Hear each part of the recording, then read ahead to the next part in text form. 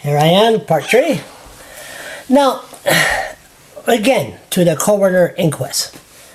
Do you feel like you were betrayed by the government that you had to leave Batters, announce a news conference at the Crown Plaza?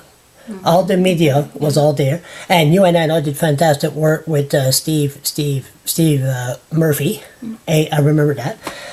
And you had to get out of Batters and demand a coroner inquest. Yes, we did. Now, did you feel betrayed of doing all this? You know, the government should have stepped forward immediately. Well, we had to go so far to do that. I would say it was an insult to all the parents that, that they should have just did the inquest right after the reconstruction RCMP report and find out more details on it and find out what they can do to improve safety. Yeah. And for us to have to go that far to get a coroner's inquest, it's unbelievable. It is. And so after a while, then the media covered it. They did a good job. And then the government, John Foran, yeah. 2 or 3 weeks after? Or was it less? It was,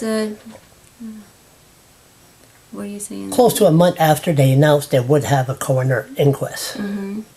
It took so much. It was in December when they announced it. December, mm-hmm. Okay. So Greg Forrestal came to Bathurst. Oh, okay, mm-hmm. That's right. Yeah, that's right. He did. He came up to Bathurst and he announced that there was going to be a coroner's inquest and that it was going to happen in late spring. Yeah. And he did. And everybody was happy, and there was. Well, not happy. But I'm not happy. But you're going to get more. Get some information. Get some answers. To find out more. Yes. Yeah. So, did you have a clue how a coroner inquest was run? No, not really. But you learned fast, huh? I had to do my research, and I had to educate myself, and with the help of others, that's what we did. And we had to read a lot on coroner's inquest, and I read on other cases too, and contacted families to find out how their inquest went, and a lot of them, 2 of them that I spoke to was not pleased. Now, because they never knew who the witnesses were. Yeah, exactly. And we had to find out ourselves. And questions. The questions, well, it was. Excuse me, 1 second. I was there. I was invited to go to Batters. I went, and they always say you don't know what's going on behind the scenes. Mm-hmm. You girls did a lot of running between the breaks at noon.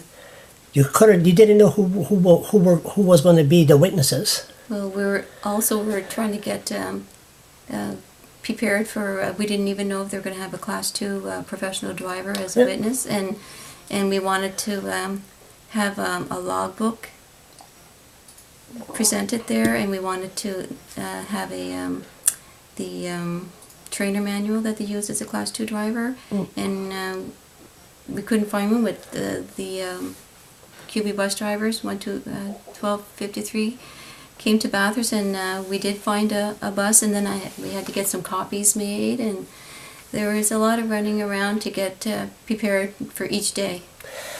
I think you girls were doing more work. We were exhausted, and a month before that, Melinda and myself, we were preparing for the questions, and I had to educate myself on the Education Act, the Pupil Transportation Act, the Motor Vehicle Act, the Driver's Handbook, anything that I can get my hands on that the government uses as the law, which I felt that they don't always pursue. But Isabelle, you did more work than the prosecutor. We had over 1,000 questions, and he used more than half of them. Yeah. And Melinda and I were like guessing who could be a witness, and then we'll think of everybody we could think of that could have been a witness, and we'll prepare the questions for that person. And then we emailed them off to the prosecutor and to Greg Forrestal, our concerns, like even for the the for Ford Hathaway in Bathurst, you know, about the maintenance records, and we had so many questions for them, and why that vehicle was on the road. And do you think that after what you've seen there, we'll get to that, those recommendation later, do you think the Coroners Act must change for future New Brunswickers that have to deal with the procedure?